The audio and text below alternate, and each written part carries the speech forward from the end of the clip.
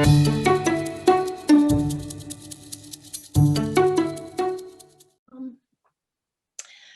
I'm Erin. I'm a realtor here in the Catalina foothills, and I am super excited to be interviewing Grant Krueger, owner of Union Public House, Reforma, Proof, if I remember right, and from also, it's fairly newer, Maverick, is that correct? That is correct, Erin. Yes. It's great to have you here. Thanks for doing this. No, thanks for having me this morning. Excited to be here. Of course, great. So a little bit about why I'm doing these interviews first. I love my community, absolutely hands down. And one of the things, especially during COVID, that I've decided to do is reach out to as many business owners as I can and let them talk about what they do and maybe how they're functioning different or not. How they're growing or maybe they need help from us. So that's why I contacted you. You seem to be doing pretty well, seeing how I have been down there, and you have a great outside patio that we're going to talk about in a minute. No, thank you. And we've been really lucky, and what have been some really challenging times, of course, for the restaurants and hospitality business. Exactly. It's crazy. So I guess my first question, are you from Tucson? No, I'm originally from Detroit, Michigan. Okay. But I came out to Tucson, Arizona in 1995 for the University of Arizona for school. So you're a grad then? Absolutely. Yes. Eller School of Management. That's great. So is this kind of your goal, like in your life, to be a restaurant owner? You know, I don't know if it started off that way. I've now had 30 years working in the restaurant business here. And I started at 14 years old, washing dishes and bussing tables. And I think 30 years later, I still will wash dishes and bus tables for the most part, just on a slightly larger scale. Absolutely. I was a server for close to 25 years off and on, 22 years off and on. So I get it. I have a passion for restaurants. Like I got to a point in an age where I was like, oh, do I really, I don't really want to go into management. So that's kind of why I shifted out of that, but definitely restaurants. I'm funny too, because I'll sit and eat and watch what's going on. Once you've worked in a restaurant, you can't help but notice everything. My husband's always like, shut up. No, of course. I mean, there's a lot of complexities in the restaurant business, and you've really got to be a people person to thrive and to succeed. In my case, I just take a lot of pride in being able to help people out and to see people in some of the happiest times of their lives. Like, for example, if I was a doctor, I might see you when you're really sick, right? If I was a lawyer, I would see you when you're going through a divorce. But when I'm as a restaurateur, I get to see you for happy hour, anniversaries, birthdays, retirement parties. In theory, going out to a restaurant is one of the best parts about everybody's week. They're there to have an awesome time, and it's just on us to perpetuate that. And so in a nutshell, that's just what we do, right? We're in sort of the good time business and just try to figure out a way to keep people who should already be happy coming in the front door, just continue that and give them a great experience.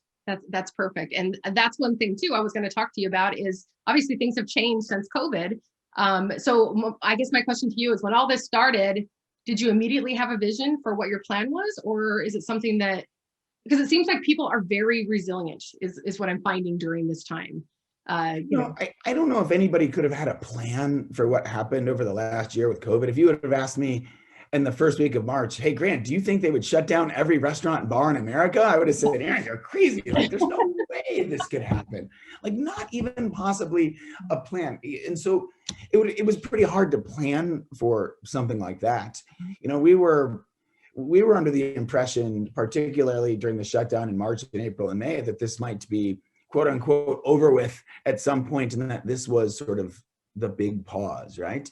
And that society, without a lot of knowledge of COVID or how it transmitted, really asked a lot of businesses to take one for the team, right? And close down. And I don't think even to this day, the media really understood, or the politicians really understood, just the financial implications of shutting down a restaurant in its entirety. Like just what the fixed cost basis is and just what that does, the ripple effect to the hundreds and thousands of jobs that each individual restaurant organization can support. And so it was a tremendous sacrifice for us to close down.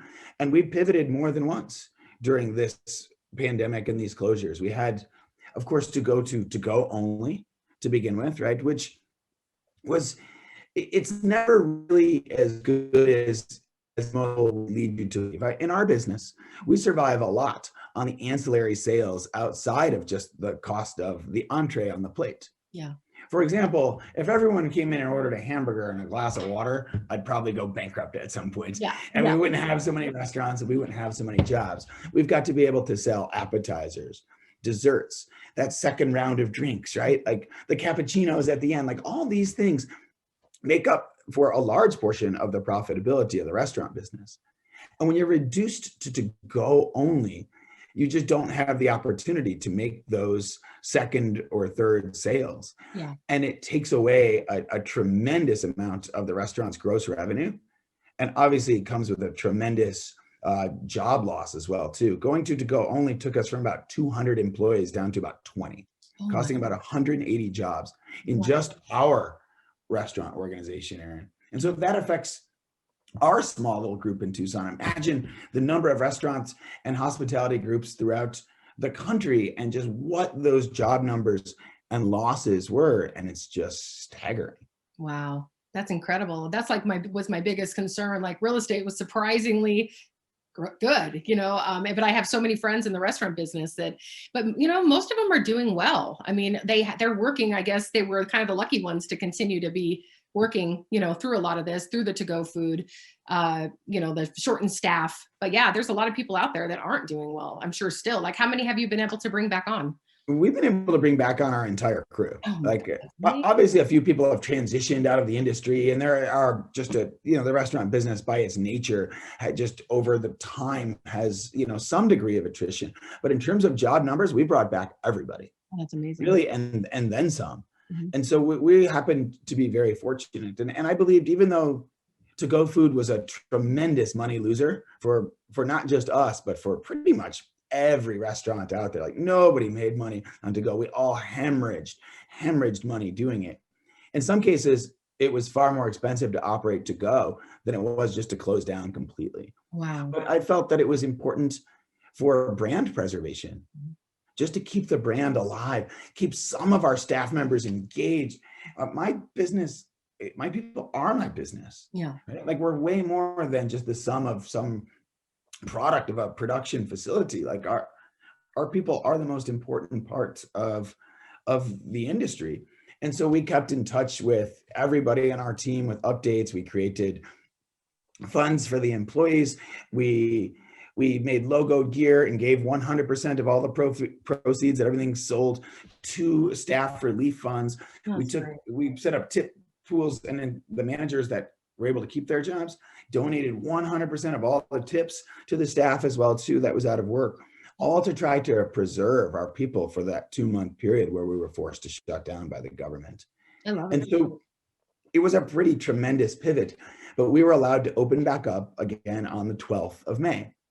Now, if you know anything about the calendar in Tucson, Arizona, the 12th of May happens to be right after Mother's Day or right after U of A graduation weekend. It's pretty much like the end of season, right? Like the start of summer, like right there, like day one. So not only did every restaurant in town get just absolutely crushed and have their best few months of season taken away, they got to the right to be able to open back up right at like the darkest day of summer. Like here it is, day one. See you in 5 months, snowbirds. Yeah. Like here. So you've got to survive a COVID summer, which also wasn't exactly an easy feat. And unfortunately, you've seen a number of businesses, suffer to the point where many Tucson institutions have gone out of business completely now because of the forced closure into both to-go that just wasn't profitable or even plausible in some cases for many foods, especially in fine dining, right? There's a lot of food that when coming right out of the kitchen plate and onto your table 30 seconds later are amazing. But when reduced to a styrofoam to-go box, sitting in the back of someone's Camry for 27 minutes on its way to you via Uber Eats, doesn't quite have the same impact when it gets to your table. Lower. Yeah, it's been an impact. My husband and I are definitely go out to eat type of people, like to a fault. So we try to make it as special as we can. My husband's diabetic, so I don't go anywhere, really. I try not to. But I definitely miss it because that was our, at least twice a week. I mean, we were out. We loved your Whiskey Wednesdays. Love your chicken and waffle. of course, many people, generally like our best customer base, like going out represented a large portion of their social lives as well too. That's when you got to see and be around other people. And it's an enjoyable experience, right? That takes a lot of the weight of domestic work off of your shoulders. Each party in your family can pick whatever they want to eat. Nobody has to do any dishes, right? Hey, let's get dessert. Why not, right? And so like taking that out of American society for a number of months, I think was extremely detrimental. And while certainly I think that any semblance of closure at all of the government to reduce people from leaving their homes will in some degree, reduce the some number of spread of COVID, when you try to define what is essential and what is not essential, when you draw that line between, well, we're either going to open everything or close everything, and you draw a line somewhere in the middle, somebody just on the other side of that line is always really taking it pretty hard. Yeah. And the restaurant industry, for whatever reason, really took it pretty hard in these particular closures. And I think was unfairly labeled as the brunt of COVID transmissions, when now 10, 11 months after the fact, I think we're in month 11 of 15 days to slow the spread here. And I think it's safe to say that at this point, there aren't a lot of studies to suggest that restaurants are any more dangerous than office complexes and private gatherings. And in fact, in many cases, may actually be a bit safer, because at least there's some degree of regulatory oversight. Yeah. Your staff is in masks. The tables are now mandated to be spaced apart with a great degree of distance between them. And there's limitations on the size of gatherings and whatnot that exist in restaurants that actually don't exist in most other facets of our daily lives right now. Yeah, yeah. And one thing you've been able to do too is, I mean, that's great, but for me, like being the patron coming into a restaurant, I love the idea that you're outside, and that's one thing that's so great about Tucson, is that we have the ability to be outside most of the year. So yeah, if you could tell us a little bit about that. I mean, I assume most people have been to St. Phillips Plaza, but you of course kind of have it's like 1, 2, 3, right? Restaurants there. So most certainly, we're fortunate enough to be in St. Phillips Plaza. It's at the southeast corner of River and Campbell Road, and it's a really wonderful shopping complex. I actually started working in St. Phillips Plaza, Erin, in 1995. Like when I moved, to Tucson, I worked in a couple of the different restaurants that were in the plaza. And over the years, St. Phillips Plaza has housed a number of iconic Tucson restaurants.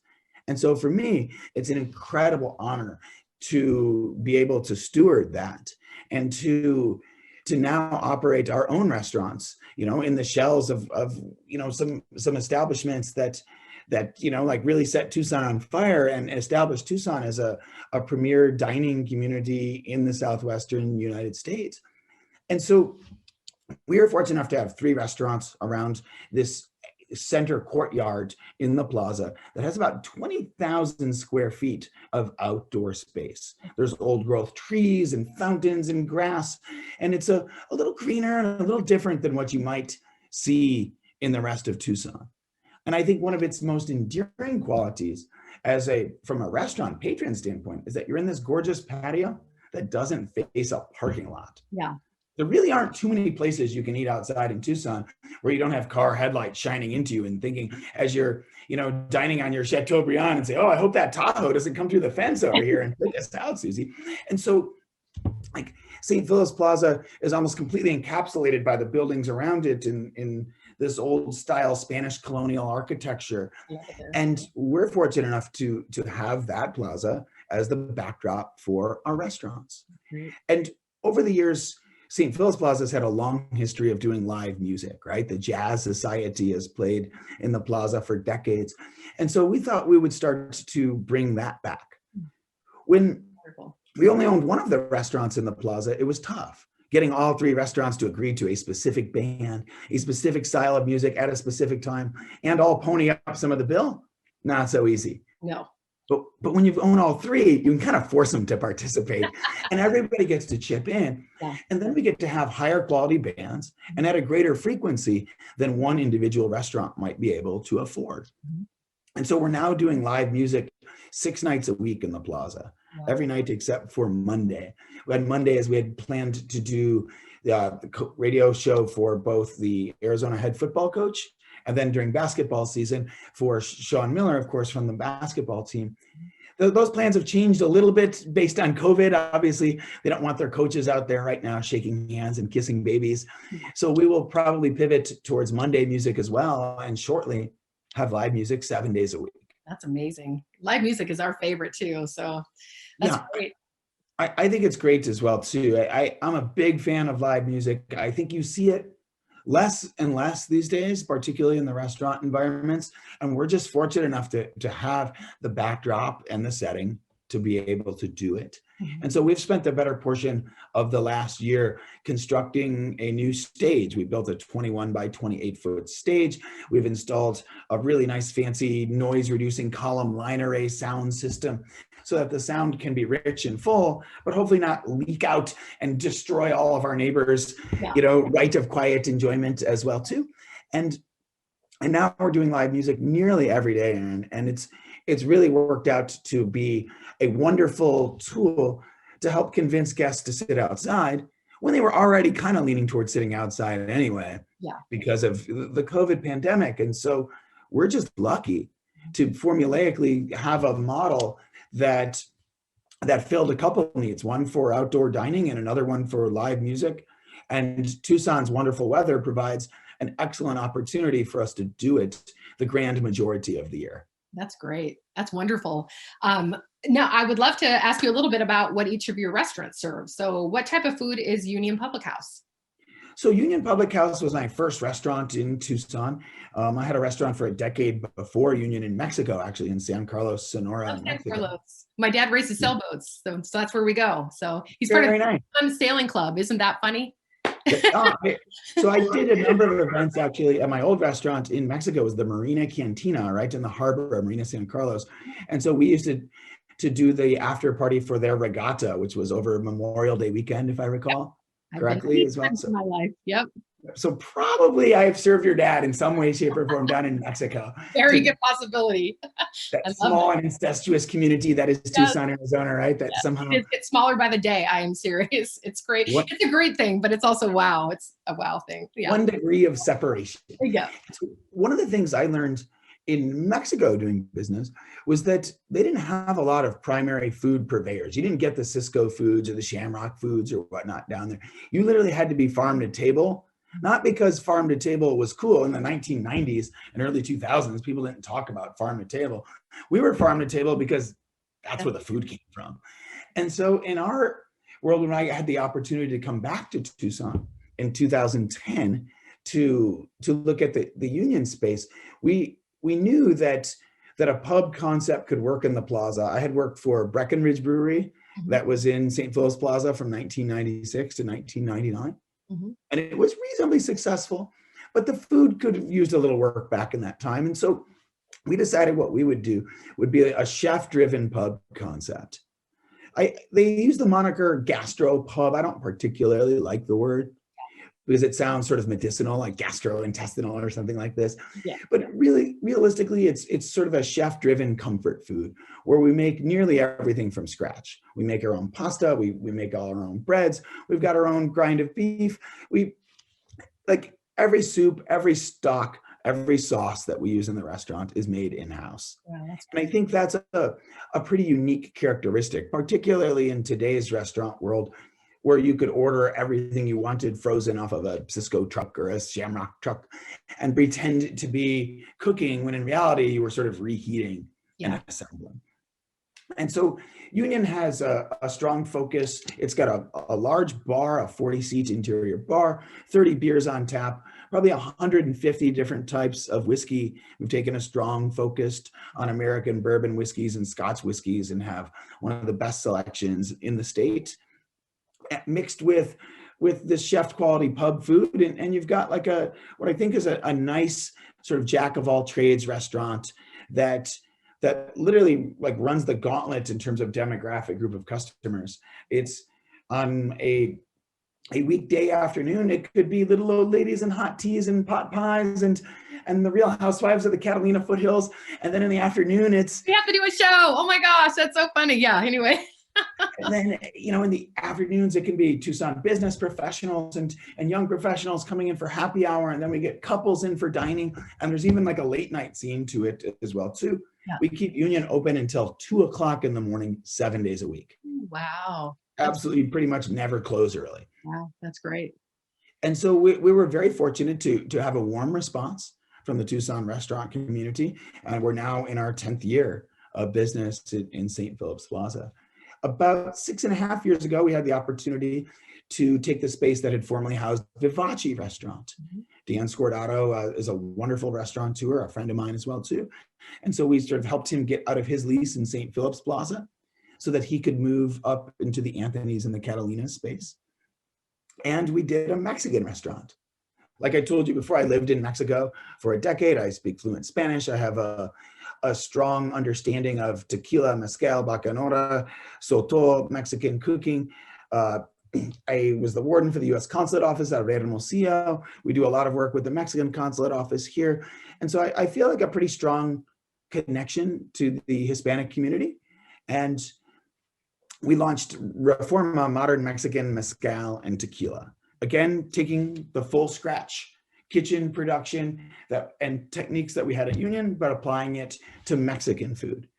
We thought that we could do something a little more modern, a little more fresh, a little hipper than what you might find in some of the more cliched Mexican restaurants. Having spent time in Guadalajara and in Mexico City, I can tell you that the nice restaurants down there don't look anything like the Mexican restaurants we have here in Tucson. Yeah. There are not ponchos and sombreros and come ride with me gringo Pancho Villa posters around, right? Yeah.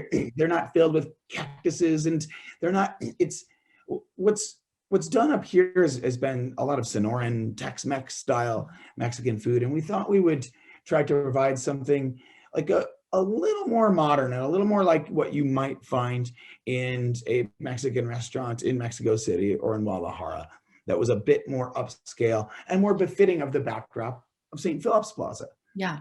And so Reforma is now in its 7th year in operation. We're very fortunate. And I love the tequila wall.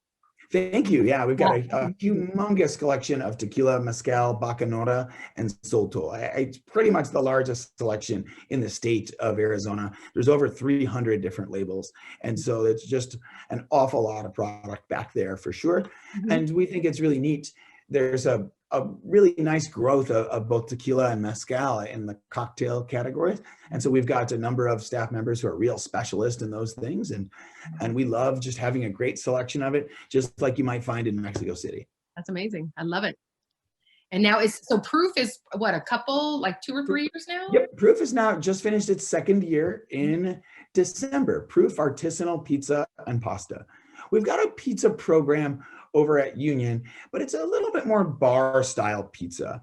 And so I felt that when that restaurant space became available, now that one had housed 5 different restaurants in 5 years, none of which were ours, and none of them made it either. So we knew it must be a great location. Like, how could this possibly Gotta have it. As a real estate person, right? You say location, location, location. What's wrong with that location? But for us, like we saw the opportunity that if we had that restaurant in our house, mm-hmm. that we could basically control the entire border of this center courtyard. Mm-hmm. And if we did that, Erin, we could combine the liquor licenses together and make them one economic entity. And while that may be a boring topic of conversation to your viewership, the neat part about it is if it's one economic entity, it could be one liquor license. And if it's one liquor license, you can take an open cocktail anywhere you want inside of that property, like inside of the fences of that center courtyard, at least. I won't say the property of all of St. Phillips Plaza. There are still rules, but we've got about 43,000 square feet of total restaurant and patio space. And you can pretty much move freely with an open cocktail in any of those spaces, which is really neat. It is. And so that allowed us the opportunity then to start construction on that stage. and to really start to fuse those three restaurants together in a sort of synergistic combination. But now we needed a concept that worked and wasn't terribly competitive with the New American and the Mexican concept we had. And so my roots, originally starting in Detroit, Michigan, was in pizza. I spent 4.5 years working for an Italian restaurant company called Maria's. And we were fortunate enough to even during that time while I was in high school, to open a number of new stores. And I got the opportunity to be on the opening team of those stores.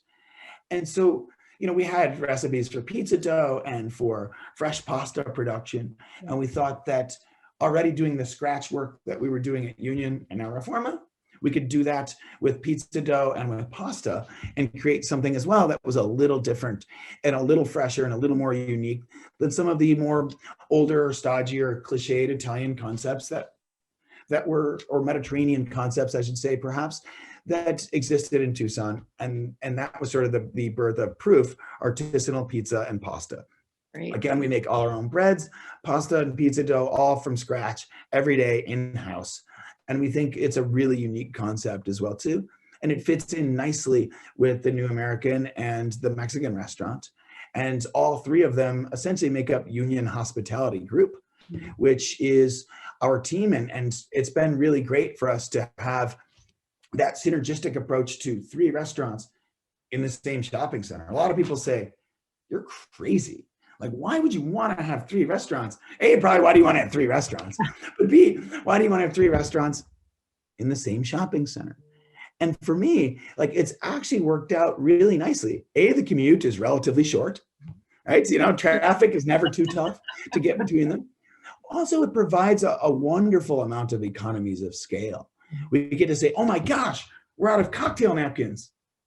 Wait a minute. No, we're not. And we get to share all kinds of product, right? And so I'm able to use some of the kitchen equipment that we've got at Reforma. We're actually making all the pasta dough in Reforma's kitchen, and pull the mozzarella over at Union, and we can use the kitchen labor for all three restaurants' menus sort of interchangeably.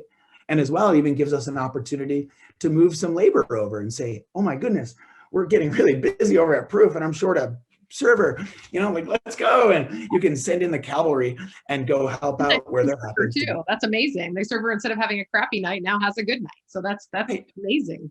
Seeing it from perspective. And if they were never, if they were three independently owned concepts, that just could never occur. It just would never occur, of course.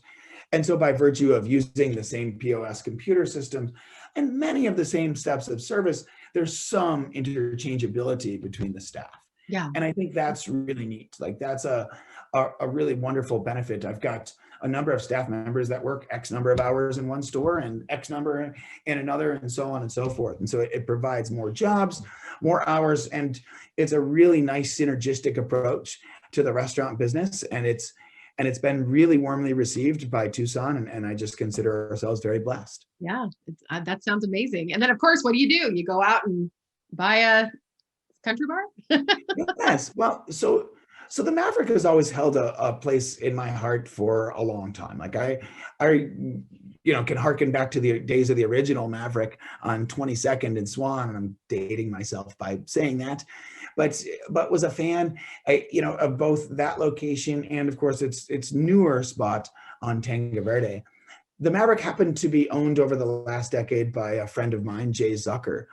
He owned the Toros and Sidewinders and whatnot, and a number of other business interests. And we had talked for years about the possibility of him retiring and us picking that one up. But at some point, just like how there's economies of scale on the three restaurants together, there's economies of scale even on the liquor purchasing side of things with restaurants and bars, to where we could combine those two liquor licenses in what they call a co-op license and even purchase collectively, so that some of the high volume product, it's cheaper essentially to buy a case of well vodka than it is a bottle, and it's even cheaper to buy a pallet of cases than it is a case, and so on and so forth. And so it's provided us some great opportunities for that, and a way to help out what's a really neat, iconic brand.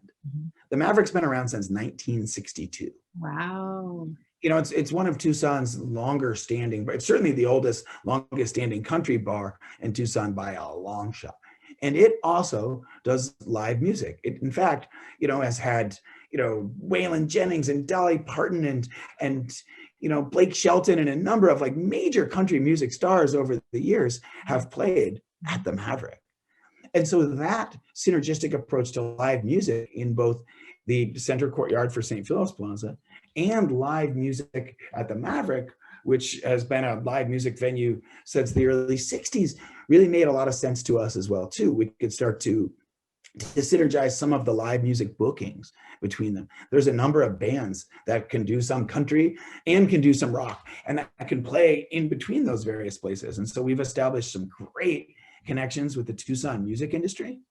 Right now, we happen to probably be one of the only places in town providing employment for musicians, and have a waiting list a mile deep of people waiting for an opportunity to play St. Phillips Plaza with us, because it happens to be one of the only places hiring, but also it's got a great outdoor spot that's a little safer than packing hundreds or thousands of people into an indoor setting right now, which just isn't probably prudent in today's market. That's great. I mean, you definitely have a lot of things covered, like you were talking about. I think it's amazing. So do you see anything in your future, anything new that we need to know that's coming up, or are you pretty satisfied? It's hard to say, you know, like it's been such a tumultuous year, and like there certainly are going to be a number of spaces available, unfortunately, as the COVID, you know, takes its toll on the hospitality industry. I think there's going to be an additional number of spaces that aren't going to make it. We've certainly been offered a number of what I'd consider premium or at least semi-premium spaces in not just Tucson, but in Phoenix, you know, and Scottsdale as well too. I even have landlords from San Diego and places like this reaching out to us and saying, hey, you're crazy enough to put millions of dollars in a shopping center you don't own. How would you like to do that in my shopping center that you also don't own? And I don't know if we're quite ready to expand out of the city of Tucson yet. I think there's still a couple more chapters in that book for us to write. Yeah. But I certainly think that over the next couple of years, we've got some growth opportunities as well too. And we're going to look to figure out how to strengthen our team and create more jobs and more development for the city of Tucson. I'm a big fan of trying to bring jobs into Tucson. I speak every year at the Eller College of Business, right, where I graduated from, and I speak to the business fraternities, and I speak at a number of the professors' business classes, and I always try to convince the kids to stay in Tucson, to set up their roots, right, and start their own small business in Tucson and do their own thing. And the kids generally get a kick out of it, right, because they think like owning bars is like sexy and cool. Like they're like, oh my gosh, you own restaurants, you must sit around and taste fine wine and, you know, like taste fine steak and just I have no idea. And so I kind of get to break it down to them and say, actually, you know what? I cleaned vomit out of the waterless urinal last night at 2:30. It wasn't wasn't quite as sexy as you might imagine, but nonetheless, I think it's a compelling tale, and it's kind of a cool story for the business students to say, hey, I was a waiter or a busboy, you know, in these buildings years ago, and now I own them.